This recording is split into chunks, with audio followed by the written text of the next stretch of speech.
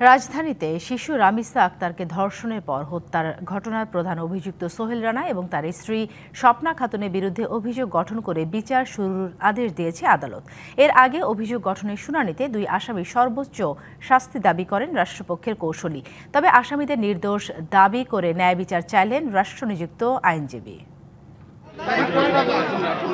সোমবার পুলিশের কড়া নিরাপত্তায় আদালতের এজলাসে তোলা হয় পল্লবীর শিশু রামিসাকে ধর্ষণ ও হত্যা মামলার প্রধান অভিযুক্ত সোহেল রানা ও তার স্ত্রী স্বপ্না খাতুনকে। অবসরকালীন ছুটির মধ্যেও জনাকীর্ণ এজলাসে শুরু হয় অভিযোগ গঠনের শুনানি। শুরুতেই রামিসাকে ধর্ষণ ও হত্যার নৃশংস বর্ণনা আদালতে তুলে ধরেন মামলার বিশেষ পাবলিক প্রসিকিউটর আজিজুর রহমান দুলু। বলেন, ধর্ষণের পর জবাই করে হত্যা, যা নৃশংসতার সীমা লঙ্ঘন করেছে।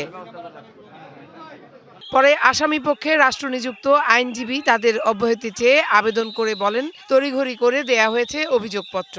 এই মামলায় যেহেতু ডিএনএ রিপোর্টে বীর্যের উপস্থিতি শনাক্ত হয়নি এবং এই মামলায় কোনো চাক্ষুষ সাক্ষী নেই, সেহেতু এই আসামি সোহেল রানা এবং স্বপ্না খাতুনের অব্যাহতিতে বিজ্ঞ আদালতে আবেদন করেছিল। বিজ্ঞ আদালত আমাদের আবেদন নামঞ্জুর করে আসামিদের বিরুদ্ধে চার্জ গঠন করে।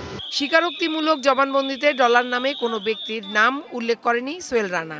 এখন বিচার ভিন্ন খাতে প্রবাহিত করা হচ্ছে দাবি করেন বিশেষ পাবলিক প্রসিকিউটর আজিজুর রহমান দুলু।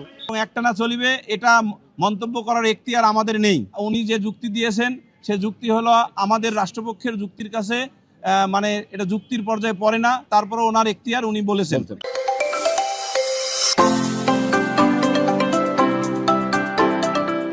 পরে আলোচিত রামিসা হত্যা মামলায় অভিযুক্ত আসামি সোহেল রানা ও তার স্ত্রী স্বপ্না খাতুনের বিরুদ্ধে অভিযোগ গঠন করে বিচার শুরুর আদেশ দেয় ট্রাইব্যুনাল। মামলার সাক্ষ্য গ্রহণ শুরু হবে মঙ্গলবার। সাক্ষী 18 জন। 9-2 ধারায় সাজা হলো মৃত্যুদণ্ড অথবা সশ্রম যাবজ্জীবন কারাদণ্ড এবং একই সাথে 30 ধারাতেও তাই।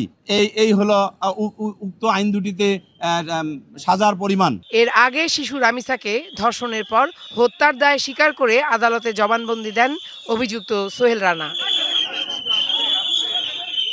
Farhana Juthi, DBC news, Dhaka.